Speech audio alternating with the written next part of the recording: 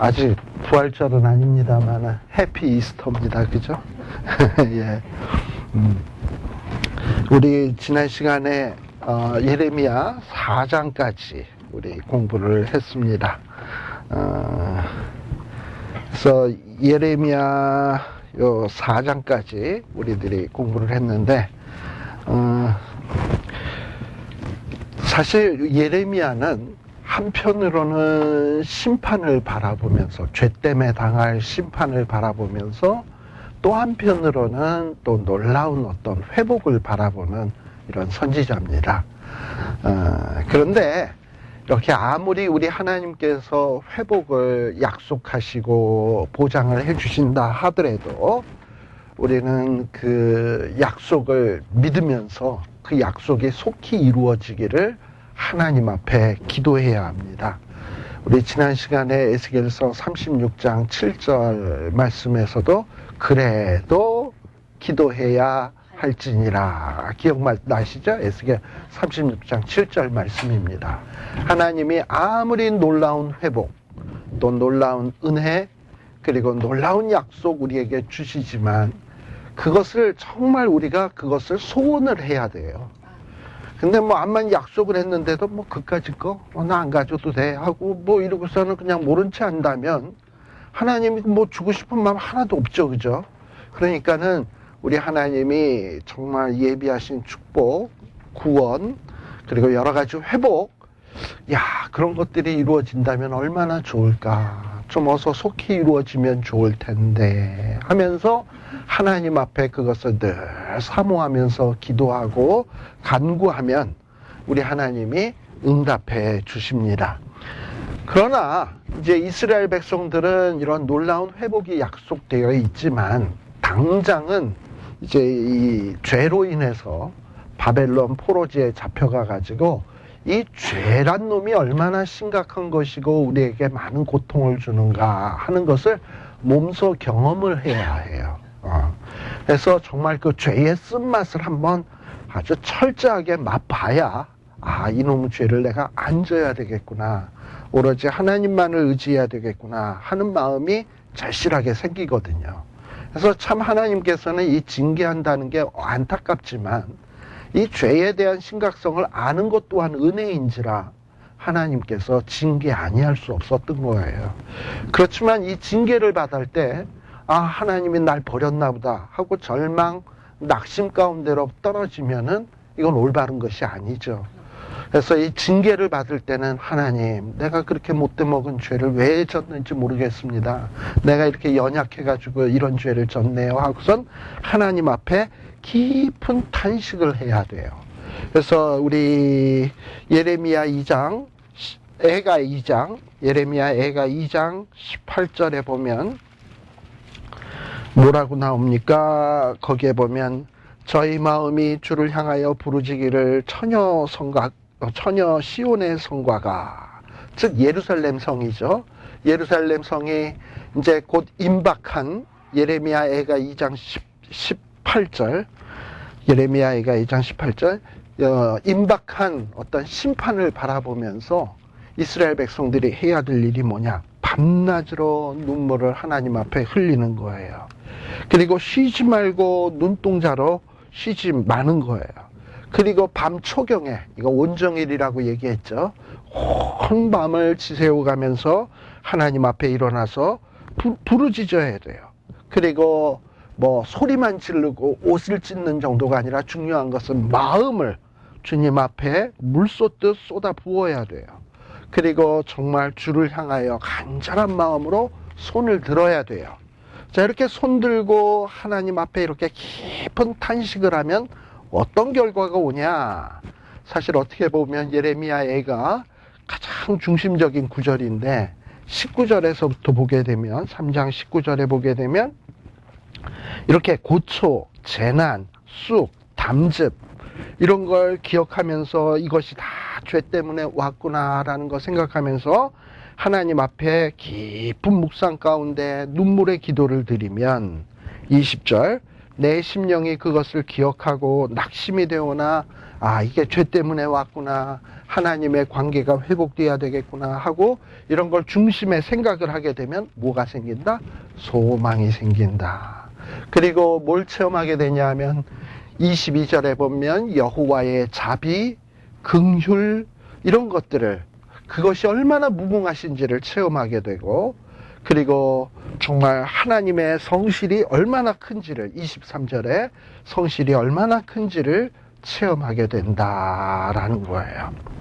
자, 이런 것들이 이 예레미야가 이 애가를 통해서 우리에게 배워야 될 점들이다라는 것을 강조해 주고 있습니다. 그런데 아까도 얘기했습니다만 아무리 회복이 보장되어 있다 할지라도 기도해야 된다 그랬죠. 그래서 이 5장에 보게 되면 이제 오늘 본론인데요. 5장에 보게 되면 예레미야는 정말 이스라엘 백성들은 지금 마음이 강팍해서 이 죄 중에 있으면서 하나님 앞에 회개도 안 해. 애가도 부르지 않아. 그러니까 할 수 없이 예레미야가 백성을 대표해서 하나님 앞에 탄식하며 기도하고 있는 모습이 바로 이 5장이다라는 거예요. 그래서 이 예레미야가 백성을 대표했다라는 걸 어떻게 알 수 있냐? 5장에 나오는 이 말의 주어들을 보게 되면 이 공동체를 표현하는 말이 나와요. 5장 1절에 보면 여호와여 누구에 당한 것? 우리에 당한 것. 이 얘기는 즉 예레미야 자신과 또 이 이스라엘 백성들을 다 포함하는 거죠. 그래서 이 유다 나라가 저 바벨론에게 공격을 당해서 지금 끔찍한 일들을 당하고 있는데 바로 이 우리에 당한 것을 기억해 주세요 하고선 뭔가 이스라엘 백성들을 대표해서 지금 하나님 앞에 기도하고 있는 겁니다. 그래서 우리에 당한 것은 이미 앞에 많이 설명을 했기 때문에 굳이 길게 설명하지 않겠습니다. 우리의 수욕 역시 마찬가지죠. 이스라엘 백성들이 얼마나 끔찍하게 치욕을 당하고 있습니까? 근데 여기 5장에서 보면 다시 한번 그 이스라엘 백성들이 당하고 있는 그 환난에 대해서 설명을 하고 있어요. 거기에 보면 우리의 기업이 2절 우리의 기업이 외인에게 돌아갔다. 우리의 기업이라 그러면 뭐겠습니까? 하나님께서 아브라함을 택하시면서 일찍이 이스라엘 백성 아브라함과 그 후손들에게 약속을 했어요. 눈을 들어서 동서남북을 바라봐라. 그리고 종과 횡으로 행해봐라. 이 땅을 너에게 다 주겠다. 내 후손에게 주겠다라고 약속을 했어요. 그래서 저 북쪽으로는 정말 하맛 어귀에서부터 저 남쪽으로는 아라바까지 이러면 좀 우리가 감이 잘 안 오죠?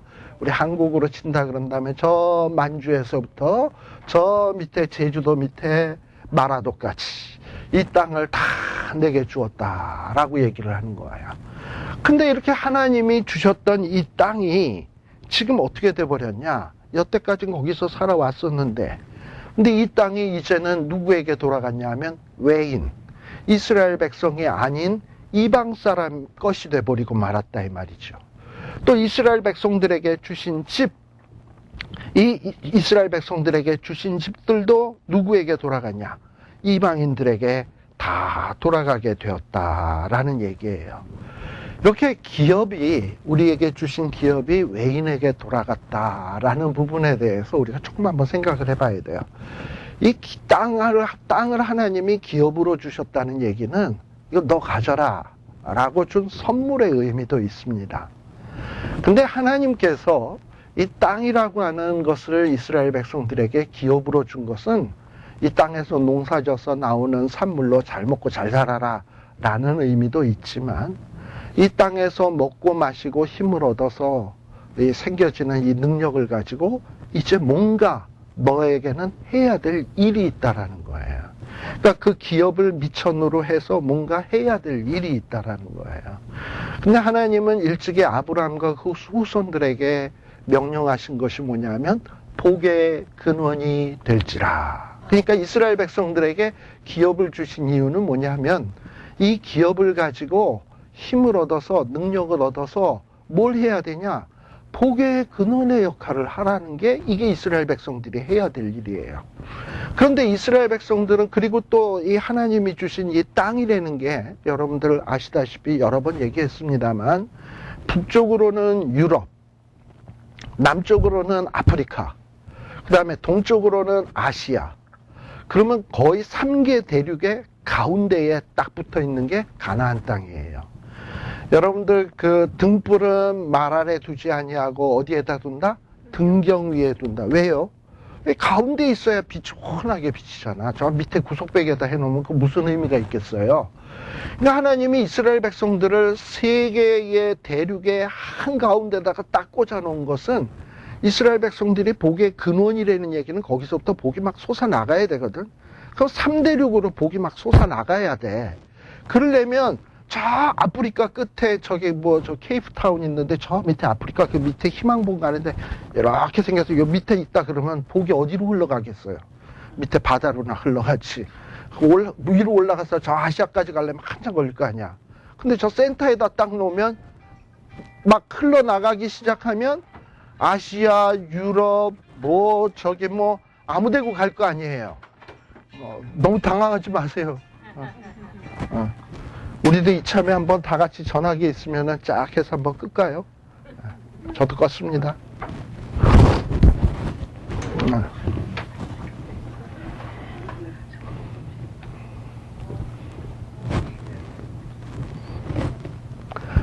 자, 그래서 이 3대륙으로 복의 근원이면 이렇게 복이 흘러나가야 되는데, 그래서 하나님 딱 가운데다가 찍어주신 거야. 그런데 이스라엘 백성들이 솔로몬 때 외에는 뭔가 이렇게 복의 근원으로서의 역할을 잘한 것 같지가 않아요. 왜냐하면 솔로몬 때는 또 그렇다고 해서 그렇게 또 잘한 것도 아니에요. 솔로몬 때 많은 세계 각국의 사람들이 솔로몬에게 지혜를 배우러 왔잖아. 그러니까 이 지혜를 배우러 왔다라는 하는 것은 복의 근원으로서의 역할을 감당할 수 있는 절호의 기회 아니겠습니까? 아마도 솔로몬이 그런 얘기를 했는지 모르겠어. 찾아온 사람에게 너 나에게 지혜를 배우러 왔느냐?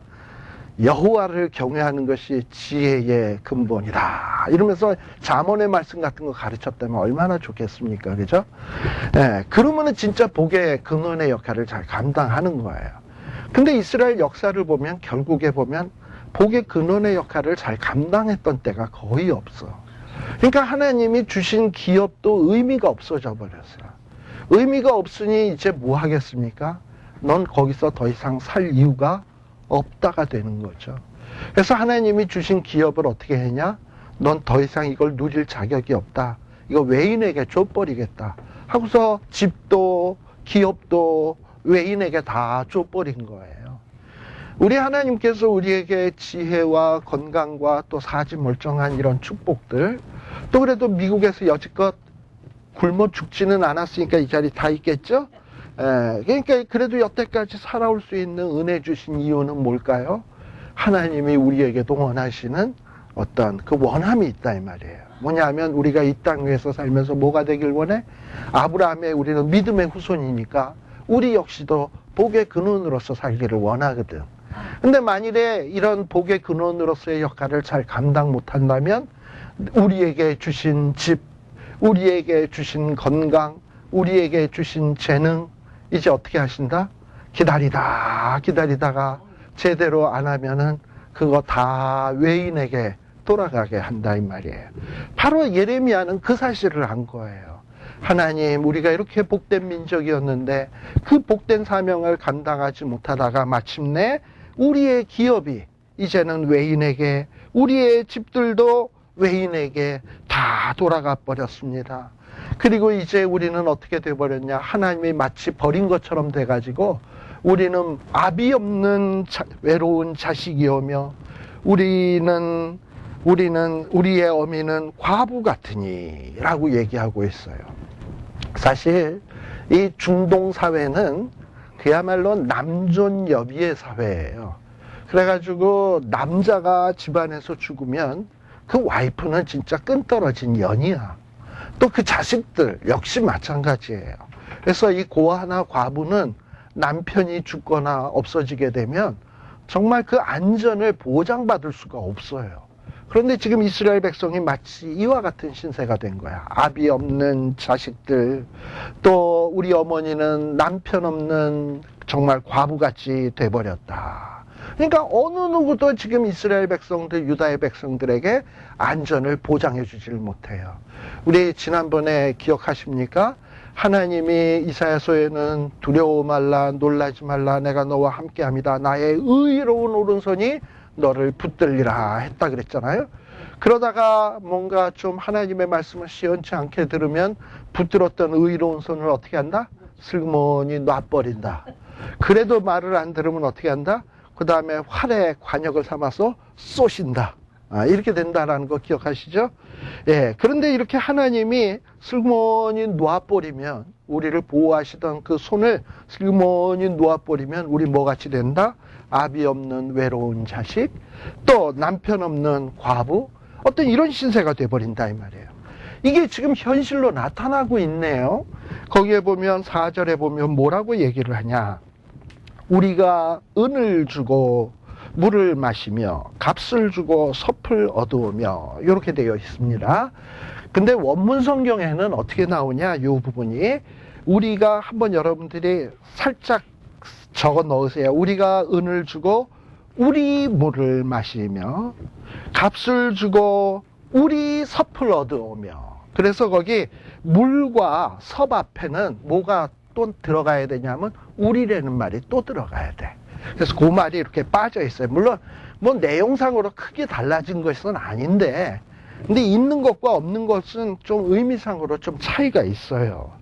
자, 우리가 은을 주고 물을 마신다. 은이라는 것은 지금은 뭐 옛날에는 뭐 은덩어리였는지 모르지만 이 고대에는 이 은이 지금은 뭐 이렇게 주조술 같은 게 발전돼 가지고 화폐 같은 것도 종이를 아주 팬시하게 잘 만들어내잖아요. 그리고 동전도 이렇게 해서 조각을 해가지고 첨성대도 그려놓고, 겨우 첨성대 몇 원짜리죠? 10원. 10원짜리 첨성대도 그려놓고 뭐 이렇게 해서 그려놓잖아요. 그래서 코인도 만들고 이러는데, 옛날에는 그런 기술이 없으니까 은을 갖다가 어느 정도 중량을 딱 대가지고 그거 되면 이거 얼마. 은이 일종의 화폐로 사용이 되었어. 그런데 이 은을 가지고, 화폐를 가지고 뭘 사 먹냐? 물을 먹는데 누구의 물을 먹어? 보통 요즘 우리가 있으면, 옛날에는 돈 주고 물 사 먹는다 그러면 이해가 안 됐죠. 특히 한국에서는. 근데 여기 미국에 와서 캘리포니아 살다 보니까 돈 주고 물 사 먹는 게 당연하게 돼버렸죠. 그 다음에 어떻게 보면 정수기 설치하는 것도 돈 주고 물 사 먹는 거나 마찬가지야. 그죠? 돈 주고 물 사 먹어요. 근데 문제는 이상한 게 뭐냐면 돈 주고 우리 물을 사 먹는다. 내가 내 돈 주고 내 물을 사 먹는다. 이건 좀 말이 안 되잖아. 근데 지금 이스라엘 백성들은 어떻게 돼버렸냐? 이방인들이 와서 유다 땅을 딱 점령을 해가지고 우물 같은 것도 딱 점령을 해가지고 물 먹을래? 돈 내. 해야. 옛날에는 자기의 우물이었는데 그 우물에서 물을 먹을래도 이방인들에게 돈을 내야 우리 물을 먹는 신세가 돼버렸어. 그러니까 얼마나 기가 막힐 노릇입니까? 또 거기에다가 또 여기에 보면 물을 마시며 값을 주고 우리 섭을 얻으오니, 뭐 자기네들 밭에서 나오는 곡식단들 이렇게 해서 곡식 섭들을 다 해놓으면 그걸 가지고 무슨 퇴비도 만들고 소 여물도 주고 해야 될 거 아니에요. 근데 그거를 하려면은 그 자기네들 건데 이방인들에게 돈을 줘야지만 그 섭을 얻어갈 신세가 되었으니, 이거 정말 말도 안 되는 이런 현상이 벌어지게 된 거죠. 그런데 우리 하나님이 손을 딱 이렇게 보호의 손길을 거두시면 평소에는 말 되던 것이 말 안 되던 걸로 바뀌어버려. 이런 일이 있을 수 있을까? 말도 안 돼. 근데 그 일이 생긴다니까. 그러니까 어떨 때 보면은 지금 이 말 된다라는 것 자체가 기적인 거예요. 왜냐? 하나님의 의로운 오른손이 나를 붙들기 때문에 그래요. 사실 여러분들 이 공중에 떠다니는 박테리아, 바이러스 이런 것들이 얼마나 많은 줄 알아요? 그런데 이런 것들이 지금 수시로 나를 공격하고 있습니다. 그런데 우리 하나님께서 힘을 주셔가지고, 건강의 축복을 주셔가지고, 안에 무슨 뭐 T임파구, 이런 어떤 면역 체계를 강건하게 하셔가지고, 그 바이러스니, 박테리아니 이런 것들을 물리칠 수 있는 힘을 주고 있는 거예요. 그래서 우리가 질병에 안 걸리는 거예요. 근데 무슨 뭐 면역 결핍증이라든지 무슨 백혈병이라든지 이런 거 걸린 사람은 보통 병원에 보면 무균실에 거기에서도 또 마스크 쓰고 이러고서는 지내는 거 아시죠? 왜냐하면 그냥 들어오면 그냥 걸리니까, 그냥 걸려가지고 폐혈증으로 죽으니까. 근데 그런 하루에 무균실에 들어가서 입원하려면 돈 얼마 깨지는지 아세요? 뭐 저도 몰라요. 엄청 들어요. 네, 정말 한 일주일 이상씩 그 안에 들어가면 감당하기 어렵습니다. 네. 그런데 지금은 하나님의 의로운 오른손으로 우리를 붙들어 주시기 때문에 우리가 그런 보호하심을 받고 있는데 이게 사실 엄청난 이 경제적인 효과거든요. 그런데 이게 맨날 계속되다 보니까 우리는 당연한 것으로 생각을 해. 그리고 이걸 잃어버리고서 내가 무균실에 들어가서 치료받고 돈 내는 거에 대해서 뭐라 그러냐, 이건 말도 안 되는 일이야, 이렇게 생각을 한다니까. 그런데요, 만일에 하나님이 손만 거두시면 우리는 우리의 섭도 돈 주고 사 먹어야 되고, 우리의 물도 돈 주고 사 먹어야 되고, 우리가 건강을 살아 있으려면 돈 주고 무균실에 들어가 있어야 되고, 돈 주고 누구한테 보호를 요청을 해야 되고, 그래야 되는 거예요. 근데 지금 이스라엘 백성들이 이렇게 되게 됐어요. 또 어떻게 됐냐? 5절에 보면은 우리를 쫓는 자는 우리 목을 눌러싸우니, 지금 이스라엘 백성은 누구에게 쫓깁니까? 바벨론 군대에게 쫓기고 있어요.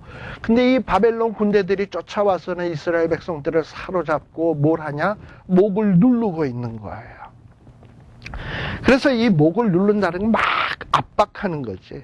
그러다 보니까 이스라엘 백성들이 곤비하여 쉴 수 없다라고 얘기를 하는데, 이 원문의 뜻에 의하면 이런 뜻입니다. 쉴 수 있는 틈조차 없다. 우리가 보통 무슨 뭐 옛날 나치 시대 때 그 무슨 아우슈비츠니 뭐 이런 장면들의 영화 같은 거 많이 나왔잖아요. 한참 무슨 뭐 독일군들에 의해서 막 노동을 하다가도 잠시 하늘을 쳐다보면서 휴 한숨 돌린 틈은 있잖아. 그런데 지금은 이거 말의 뜻에 의하면 뭐냐면 그럴 틈조차 없다라는 거야. 쉴 수 있는 틈조차 없을 지경이 돼버리게 되었어요. 이렇게 되게 된 원인이 어디냐? 6절. 이렇게 정말 끔찍한 상황이 되게 된 원인은 우리가 누구? 애굽 사람. 또 누구? 아수르 사람과 뭘 했다? 악수를 하고 양식을 얻어서 배불리고자 하였나이다 라고 되어 있습니다.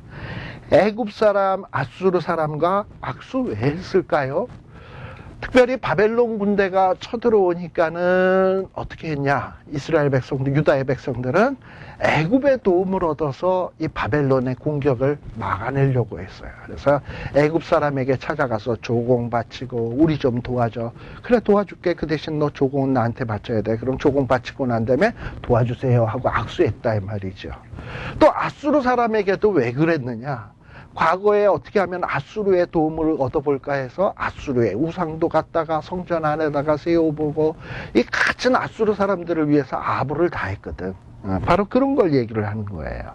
근데 이것이 다 뭐냐? 17절에 보세요. 4장 17절에 보시게 되면, 자, 우리 4장 17절 다 같이 한번 읽어봅니다. 시작. 우리가 헛되이 도움을 바람으로 우리 눈이 상하며 우리를 구원치 못한 나라를 바라보았도다. 사실 이스라엘 백성들이 애굽과 바벨론 사람, 아수르 사람들과 악수하고 도움을 요청하고 그들에게 이 기대었던 것은 다 뭐냐? 헛되이 도움을 바라본 거예요. 그리고 우리를 구원치 못할 나라를 바라본 거예요. 이 애굽이나 아수르가 뭐 유다가 뭐 이쁘겠습니까? 뜯어 먹을 것이 있으니까 뭐 잠시 악수해 준 거지. 그래서 18절에도 보게 되면 4장 18절에 보면 저희가 뭘 봐요? 우리의 자취를 엿보니. 그러니까 얘네들은 항상 유다 나라에게서 뭔가 뜯어 먹을 것이 뭐 있나 요것만 생각하는 것이지 유다를 위해서 뭐 자기네들이 희생하고 사랑 베푸는 일은 절대 없어요. 그걸 몰랐단 말이지. 자, 그러면 우리가 오로지 의지할 대상은 누구입니까? 환난 날에 누굴 불러라? 나를 부르라. 하나님이 우리의 반석이시고 요새시고 우리의 산성이시고 우리의 의지할 자인데 사람이 이걸 몰라. 그래가지고 뭔가 애굽 사람, 아수르 사람하고 뭔가 이렇게 가까우면 배부를 수 있을 거라고 생각을 해요. 우리들도 지금 우리에게 있어서 솔직히 가장 필요한 게 뭡니까? 돈. 그렇잖아요. 사실 어떻게 보면 가장 그게 있어야 뭐 페이먼도 내고 기름값도 내고 먹을 수도 있고 애들 학교도 보내고 뭐 그런 대로 이렇게 편안하게 살 수 있잖아요. 돈이 어떻게 보면 가장 필요한 것 같아요. 그런데 돈도 가장 필요한 게 아니더라고요. 사실 어떻게 아퍼보세요. 돈이 하늘만큼 쌓여있어도 쓸 수가 없어. 쓸 시간도 없고 쓸 건강도 안 되고 뭐 돈 갖고 맛있는 거 사와도 먹을 수도 없어. 아무 소용이 없다는 거야. 그러니까 천만금을 주고 그 사람은 오로지 바라는 게 뭐냐면 내 몸만 낫게 해줬으면 좋겠어. 근데 그 돈이 나를 못 낫게 해. 그렇잖아요. 그러니까 사실은 어떨 때 보면 어느 순간에 보면 돈이라는 놈이 나에게 아무런 쓰잘데기 없구나라는 어떤 그 한계 지점에 딱 부딪히는 때가 있어요. 평소에는 그게 좀 도움이 되는 듯 하지. 그러나 그것은 일시적이지 우리에게 영원한 도움을 되지 않는다라는 사실을 꼭 기억해야 됩니다. 근데 바로 예레미야는 이걸 안 거야. 그래서 공동체를 대표해서 하나님, 우리가 헛된 도움을 구했네요. 우리가 그동안에 애굽 사람, 아수르 사람과 악수를 하고 가장 그들에게 무슨 양식을 얻을 수 있을까 이러고 했네요. 예, 주여 용서하여 주옵소서 하고 기도하는 것이죠. 또 7절에 보면 또 뭐라고 얘기하냐. 우리의 열조, 자기의 조상들을 가만 보니까 결국은 자기네들이 지금 이런 환란에 처하게 된 건 누구 죄 때문이다? 우리 조상들의 죄 때문인데 근데 우리 조상들은 이미 없어졌잖아. 근데 누구만 남았냐? 우리만 남았어. 그래서 우리만 그 죄악을 담당하였나이다 라고 얘기를 하고 있습니다. 언뜻 보면 예레미야는 우리가 이 고난당하는 것이 우리 조상 탓입니다 라고 얘기하는 것 같아. 자기네들은 잘못이 없고 조상 때문인 것 같다 라고 얘기하는 것 같지만 사실 그렇지 않아요. 여러분들 예레미야서 16장에 한번 보세요. 예레미야 16장에 보시게 되면 이미 앞에서 우리가 나온 얘기입니다만 예레미야 16장에 보게 되면 예레미야는 뭐라고 얘기를 하냐. 16장 12절.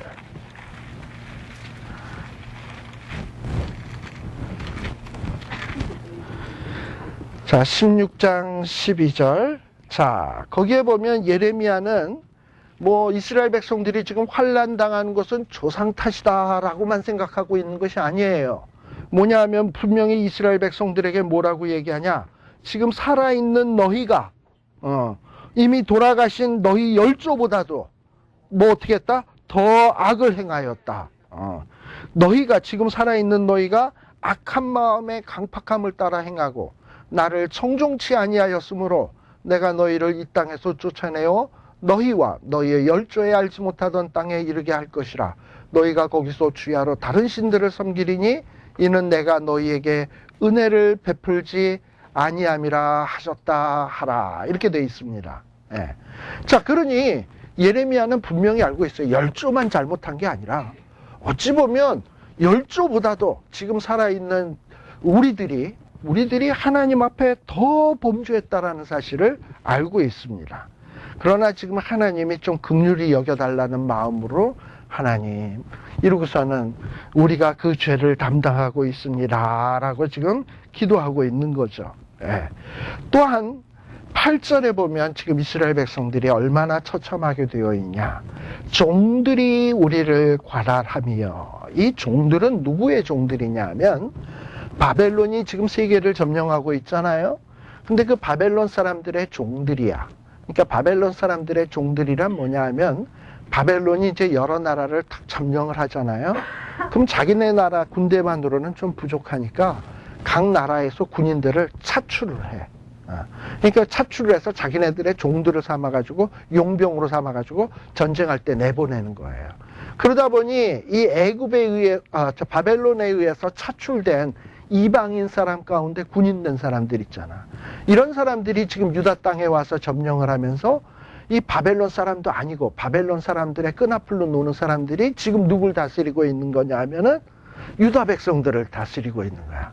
차라리 바벨론 사람들에게 지금 지배받고 있다면은 그러려니 하겠지만 바벨론의 종이 된 신세가 돼버렸거든.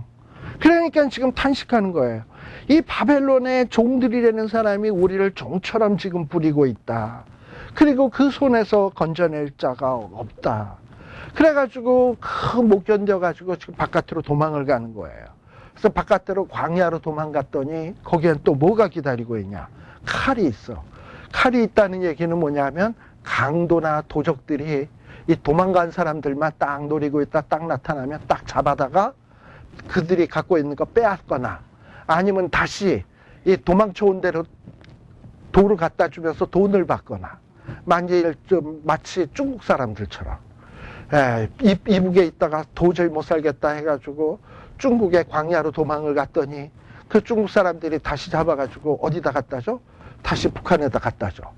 뭐 이런 식이 돼버리는 거죠. 이거 오히려 죽는 거야. 이거 도망가 봐야.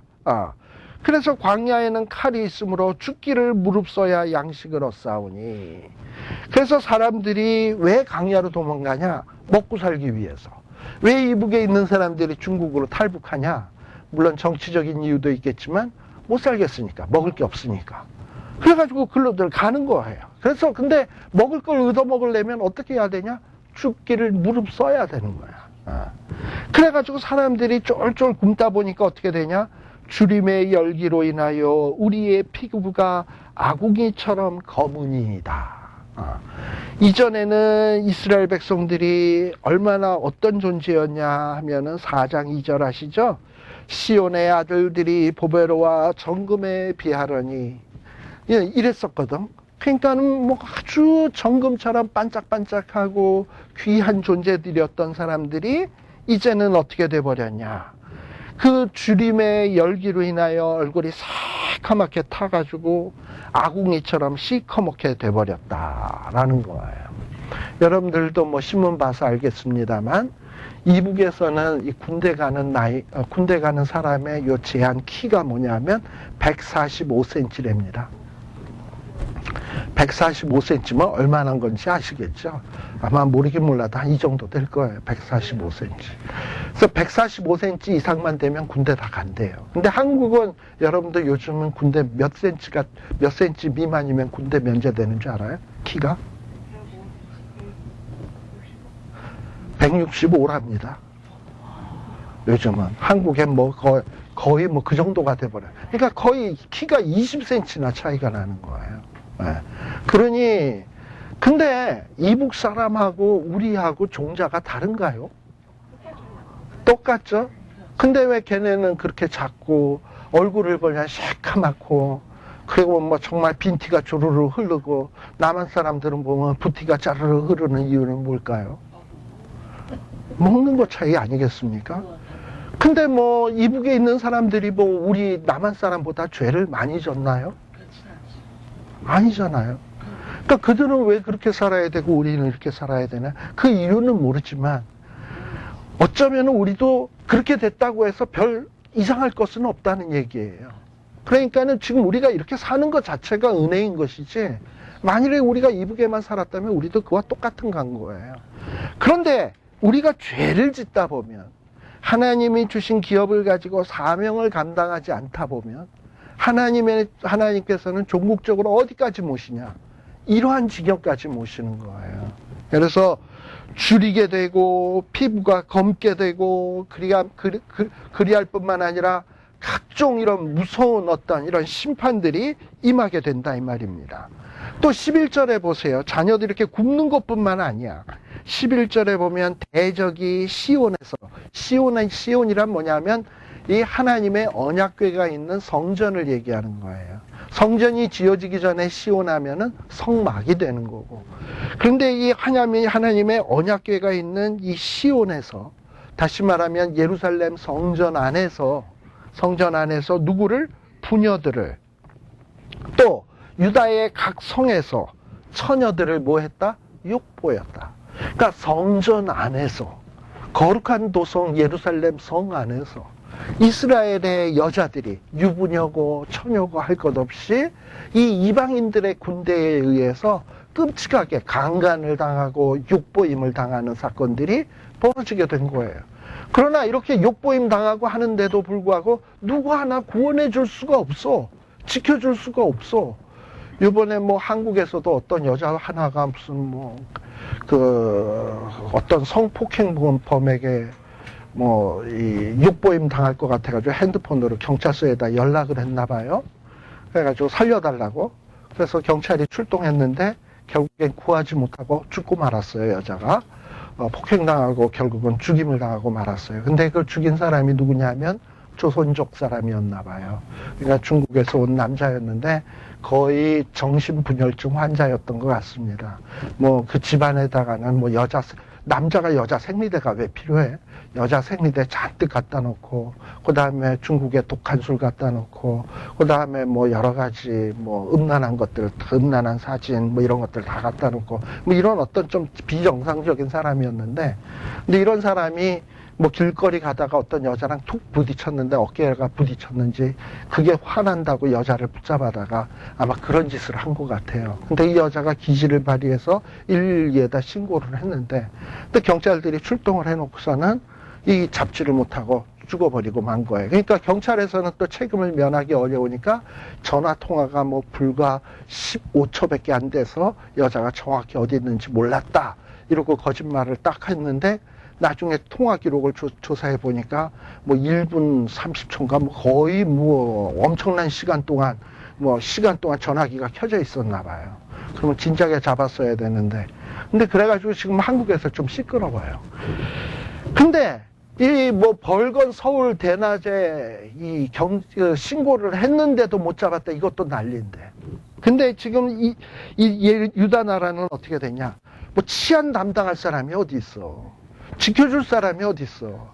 그러니 이렇게 경찰이 있는데도 이렇게 당하는 마당이라면 없다면 얼마나 많은 여자들과 처녀들이 욕보임을 당했나 하는 것을 눈에 보듯이 선하게 우리 들어오는 얘기 아니겠습니까? 그러니까 지금 예레미야가 이런 현실을 바라보면서 가슴이 아픈 거야. 아, 이게 죄 때문이구나. 이게 죄 때문이구나. 또 12절에는 뭐라고 얘기하냐면 방백들의 손이 메어 달리며, 이 방백이라는 말은 히브리어로는 샤르라는 말을 씁니다. 샤르라는 말은 원래 어떤 뜻이냐면, 그래서 영어 성경에서는 뭐라고 나오냐면 프린스라고 나와요. 프린스가 뭔지 아시죠? 왕자들. 왕자들의 손이 메어 달렸다.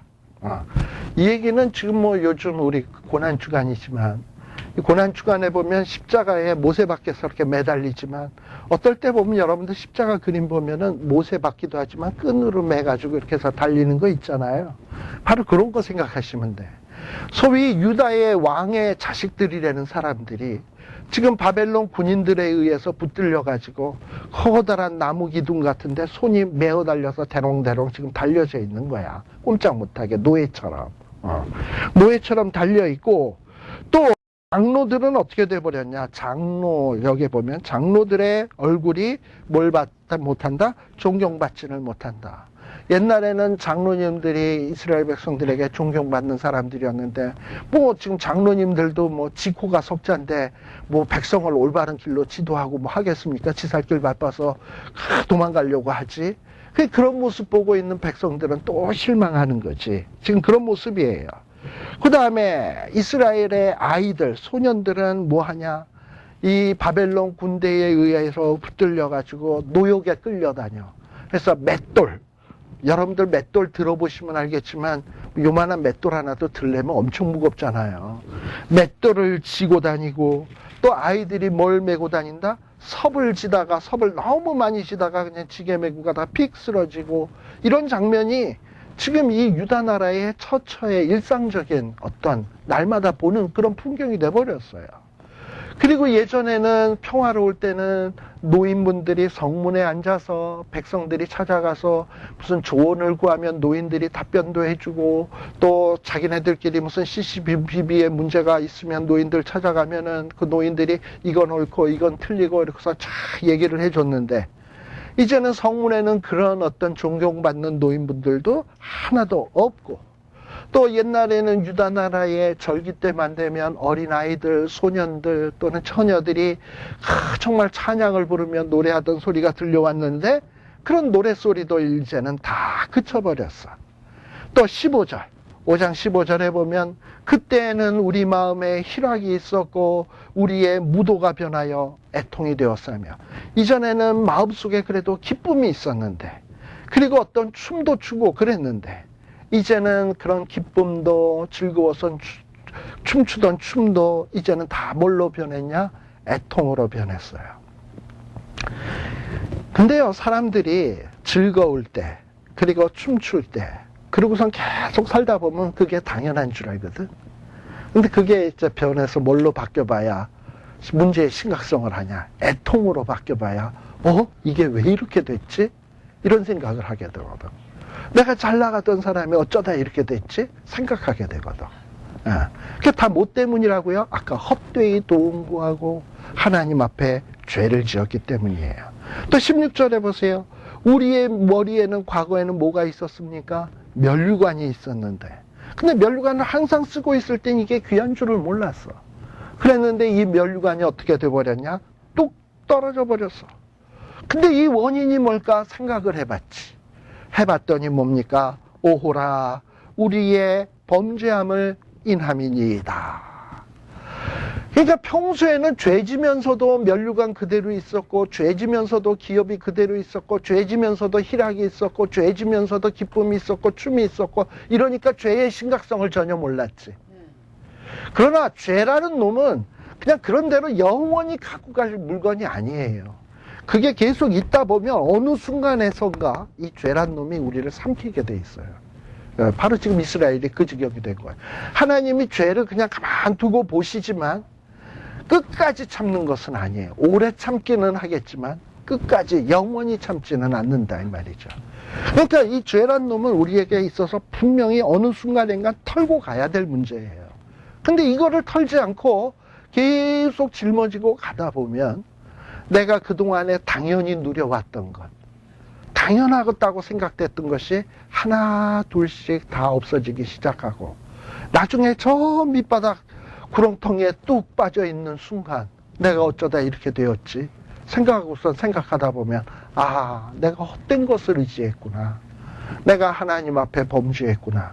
그러나 그때 깨달은들 이미 시간 늦은 것 아니겠습니까? 바로 지금 예레미야가 이런 현실을 바라보면서 하나님 앞에 기도하고 있는 거예요. 우리의 범죄함을 인함이니이다. 우리의 범죄함을 인함이니이다. 그래서 이 죄에 대한 심각성을 철저히 깨닫게 된 거죠. 이 여러 가지 이 재난을 보면서. 그래서 17절에 예레미야는 이렇게 얘기합니다. 이제 이렇게 이런 현실을 당하다 보니 우리의 마음이 이제는 피곤하고, 이제 우리의 눈이 아주 침침해졌어. 그냥 거의 영양실조가 되고 힘도 없고 해서 눈에 뵈는 것도 없어. 그리고 그 아름답던 시온산, 하나님의 언약궤가 있던 그 시온산이 황무해서 사람들은 다 포로로 끌려가서 이제 짐승들만 거기에서 놀고 있는 상황이 돼버린 거예요. 이를 어찌할꼬. 지금 예레미야는 이러고 있는 거지. 그러면서 예레미야는 이제 이제서야 우리가 그동안에 너무 헛된 것을 의지했구나 라는 걸 깨달았어요. 그리고서 이제 다 끝난 것 같지만 예레미야의 눈이 열리는 거지. 그게 뭐냐면, 그래도 이렇게 지금 거의 다 쫄딱 망한 것 같지만 눈을 들어보니까 누가 계시냐? 하나님이 보이는 거예요. 이렇게 밑바닥에 내려갔을 때 드디어 하나님이 보이는 거야. 그러면서 19절에 보면 예레미야는 이스라엘 백성들을 대표해서 하나님 앞에 기도하는 거예요. 지금 쫄딱 망한 것 같지만, 이제는 도무지 희망이 없는 것 같지만, 절망 속에 있는 것 같지만, 우리는 비록 그런 처지에 있지만 주는 어디 계신다? 영원히 계시오며 주의 보좌는 세세에 미치나이다. 그러면서 지금 뭐라고 얘기하냐면, 여기 주는 영원히 계시오며 무슨 보좌? 주의 보좌라고 되어 있습니다. 이전까지는 예레미야는 어떤 표현을 썼었냐 하면 시온의 보좌로 라는 말을 썼어요. 근데 시온이라는 말을 빼고 주의 보좌라는 말로 바뀐 이유는 뭐냐? 여지껏은요, 예레미야는, 이스라엘 백성들은 어떤 생각이 있었냐?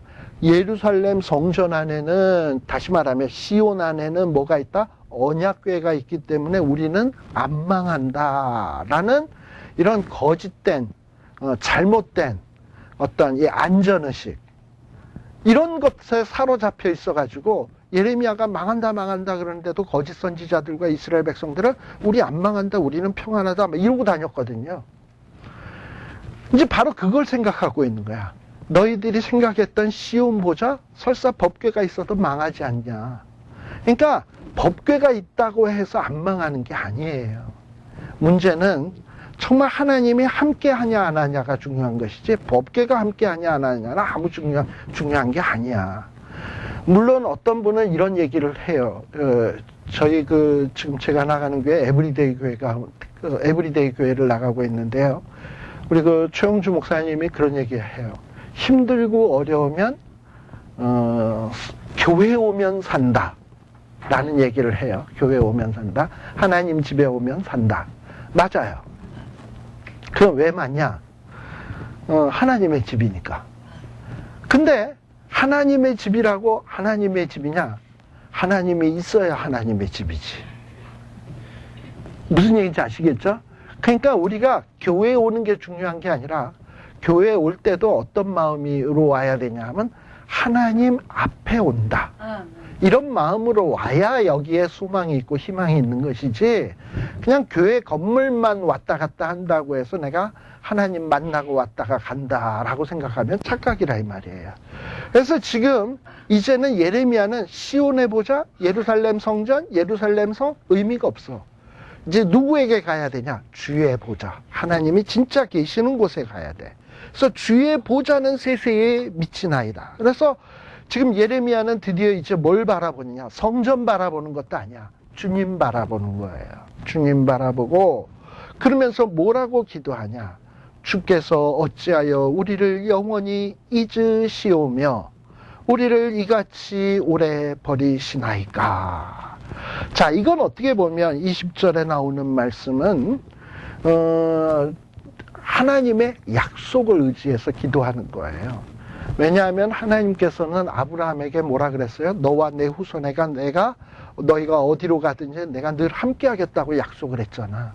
근데 지금 하나님이 떠나신 것 같단 말이죠. 그러니까 하나님 약속을 함께 하신다고 해놓고서 이렇게 떠나시면 되겠습니까? 약속을 잊으시면 되겠습니까?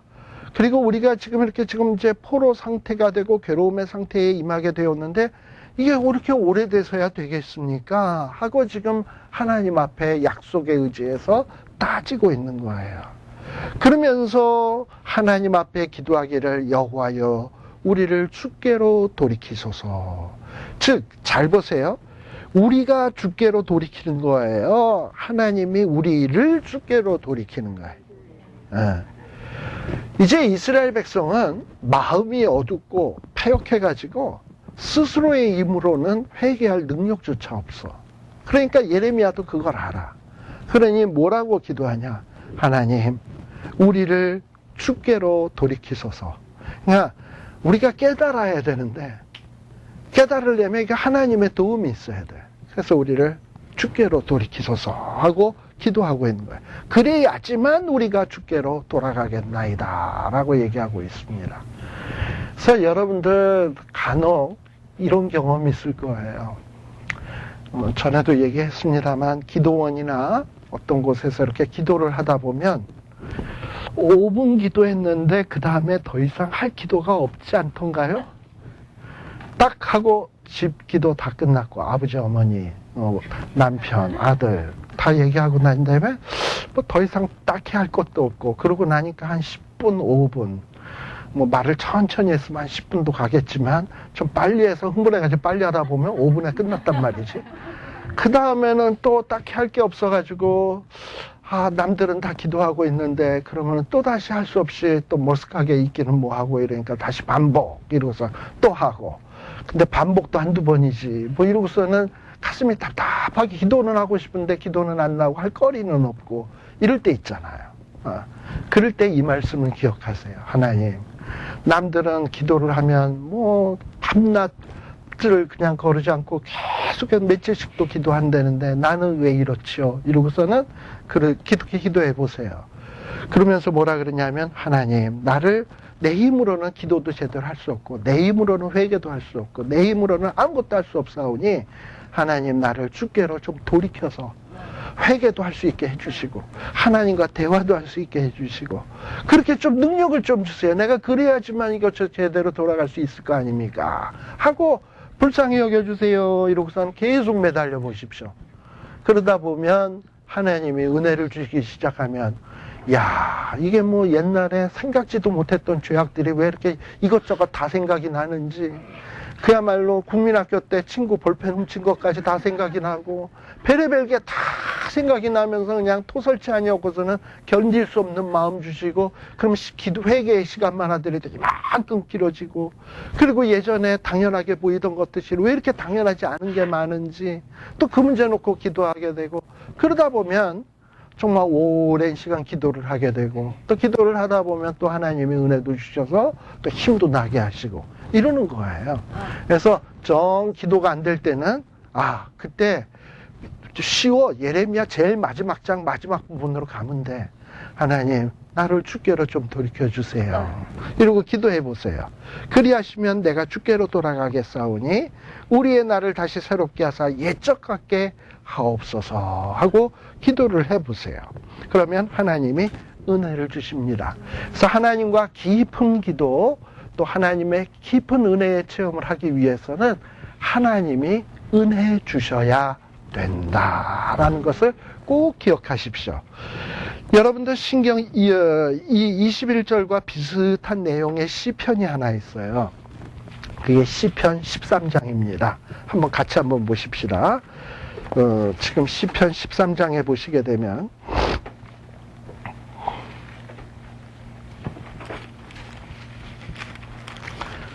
지금 예레미야서를 쭉 읽었잖아요. 우리 예레미야의 지금 상황이 어떻습니까?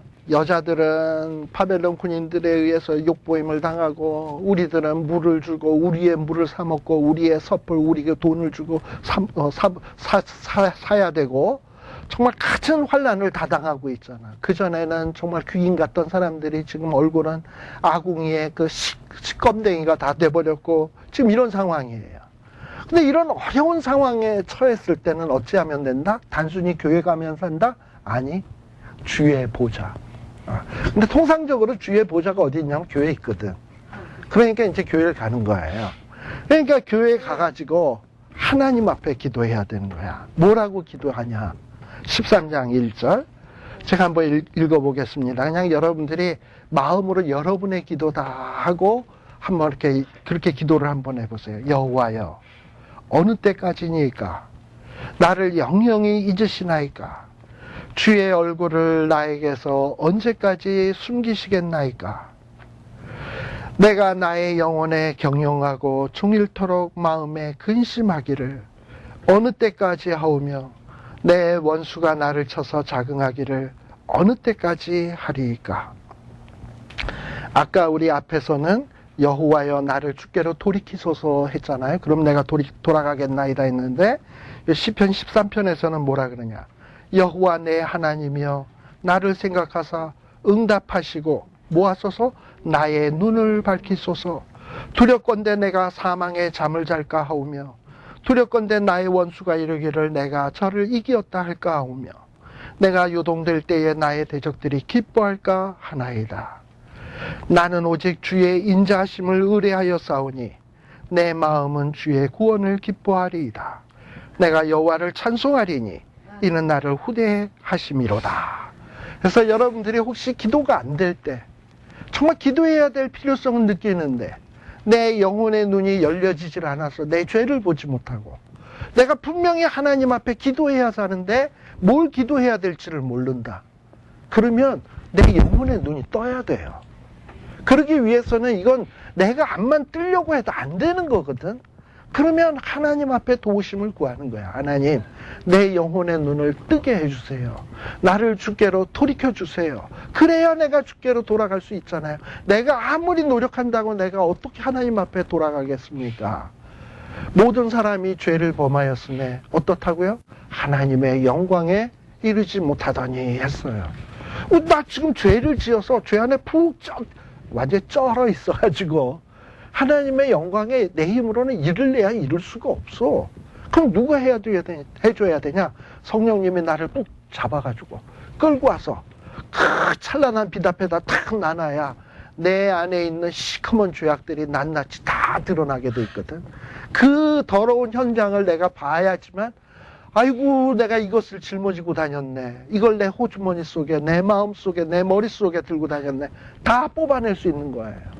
그래 그 과정이 뭐냐면 이게 하나님이 은혜 주시는 과정인 거예요. 그래서 이런 과정이 있어야 돼. 특별히 이번 주간이 우리들이 고난 주간입니다. 이런 고난 주간에는 특별히 우리 주님이 왜 고난 당하셨나? 뭐 때문이죠? 죄 때문이에요.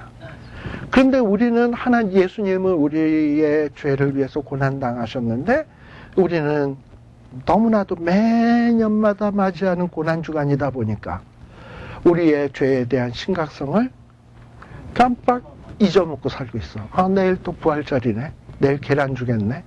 뭐 이제 이러고서는 그냥 그 생각만 하지. 내일은 부활절인데 특별 메뉴가 뭘까? 교회에서? 뭐 이런 것만 생각을 하고. 그러면 되겠냐, 이 말이죠. 그래서 우리들이 심각하게 한번 주님이 고난을 당하셨는데, 죄 때문이라는데, 그러면 나에게는 무슨 죄 때문일까? 지금 뭐 때문에? 나는 근데 또 그 죄를 용서받았다는데, 혹시 또다시 내가 또 죄 지은 것은 없는가? 근데 생각이 도무지 안 나. 내가 뭐 이렇게 잘못한 게 뭐 있다고. 그러면 그거 심각한 거예요. 병 중에서 심각한 병이 뭐냐? 안 아픈 병. 근데 안 아픈 병은 안 아프진 않아요. 그런 거 안 아프고 있다가 마지막에 고칠 수 없는 때가 딱 되면 무지무지 아파요. 그동안 안 아팠던 것까지 그냥 다 모아서 아파요. 그러다가 가요. 그러니까는 이 안 아픈 병이 심각하거든요. 그래서 그럴 때 이 심각성을 깨닫고 하나님 앞에 기도하는 거예요. 신문에 나온 얘기였습니다만 한국 사람들은요, 이 간암에 잘 걸리는데 이 간암에 걸리는 게 이 미국 사람하고 좀 다르대요. 그 간암에 걸리는 그게 뭐냐면 한국 사람들은 이 음식을 나눠 먹다 보니까 B형 간염 같은 거 있잖아요. 그런 게 잘 걸리나 봐요. 근데 이 B형 간염은 처음에는 그냥 막바로 간암으로 안 가요. 보통 간경화가 되나 봐요. 근데 간경화가 되면서 암세포가 그 간경화가 딱딱해지는 거잖아. 섬유질화 되는 거잖아.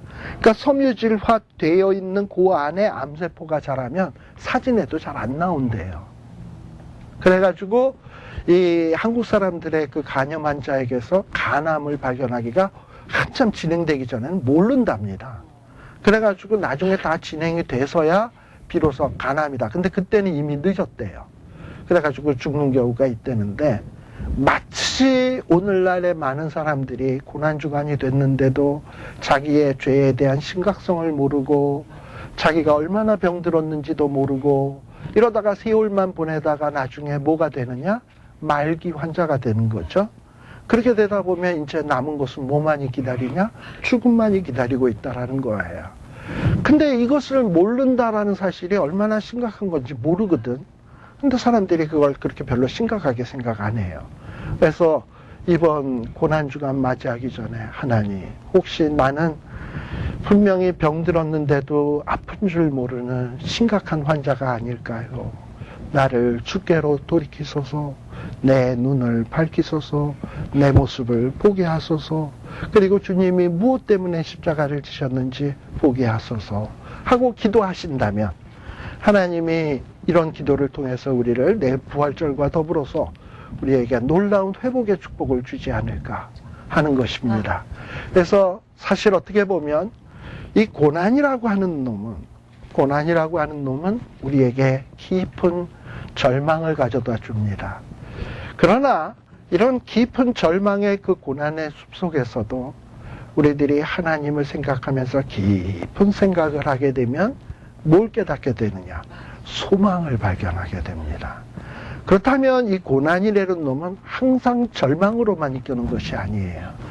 고난을 통해서 절망에 이르렀지만 또 그 고난 속에서 깊은 생각을 통해서 주를 바라보기 시작하면 그 고난은 나에게 아주 귀한 인생의 귀한 가르침을 준 귀한 스승이 되는 거야. 그리고 주님께로 인도했을 때 놀라운 회복을 체험하게 되는 거죠. 바로 예레미야의 애가는 그걸 가르쳐 주는 거예요. 그래서 이스라엘 백성들이 이제 바벨론 포로로 잡혀가서 70년이라고 하는 긴 고난의 기간들을 보내야 되는데 거기에서 그냥 한숨만 푹 쉬다가 끝났다. 나는 버림받았다. 끝장이다. 이러고 끝내지 말고 지금 예레미야가 기도했듯이 주를 바라보면서 우리를 주께로 돌이키소서 이런 기도하라고. 그리고 하나님 앞에 있는 현실 그대로 애통해하면서 그러나 하나님의 은혜를 간구하라고 이 애가를 가르치고 있다는 사실을 꼭 기억하시길 바랍니다. 그래서 여러분들의 인생의 길을 가다 보면 분명히 우리에게도 깊은 이 고난의 터널이 분명히 기다리고 있을 거예요. 그럴 때는 우리 지난번에 전도서 17장 3절이었나? 7장 14절이었나? 뭐 거기에 보면은 하나님이 뭐 두 가지를 병행케 했는데 하나는 우리에게 우리가 형통할 때는 뭐 해요? 기뻐하고 그 다음에 곤고할 때는 뭐 해라? 생각해라. 하나님이 이 두 가지를 뭐 하겠다? 병행케 하셨다. 그래서 하나님이 우리를 인생을 다루심에 있어서 이 두 가지를 꼭 병행하세요. 암만 의로운 사람에게도 기쁨만 주시는 것은 아니야. 암만 내가 하나님의 착한 하나님의 자녀라 하더라도 때로는 나에게 시련을 주실 때가 있어요. 그러니까 우리들이 앞으로 이제 얼마를 사실지 모르지만 7장 몇 절이라고요? 14절 맞죠? 7장 14절에 보면 얼마를 살지 모르지만 우리가 인생을 살다 보면 분명히 인생의 깊은 터널 그리고 인생의 깊은 고난의 늪 가운데 빠질 때가 있어요. 그럴 때 무조건 절망만 하지 말고 슬퍼하세요. 누구 앞에서? 하나님을 기억하면서 하나님을 바라보면서 주의 보좌를 바라보면서 눈물을 흘리라 이 말이에요. 그리고 주께로 나를 돌이키소서 내 눈을 밝히소서 하고 그 고난 중에 기도하라 이 말이에요. 그러면 이 고통이 바뀌어서 놀라운 축복으로 바뀌어지는 체험이 있게 됩니다. 그래서 여러분들 힘들 때 우리가 그동안에 한 대여섯 번 동안에 이 예레미야 애가를 했습니다만 이 애가서의 말씀을 잘 기억하면서 힘들 때 예레미야 애가를 펴놓으시고 특별히 뭐 하나님 앞에 회개할 일이 있을 때 이런 애가를 펴놓으시고 읽으면서 같은 마음으로 기도하세요. 아까 시편 13편의 말씀도 또 좋은 말씀이고요. 그리고 그런 말씀에 의지해서 기도를 하다 보면 하나님이 은혜도 더 주셔.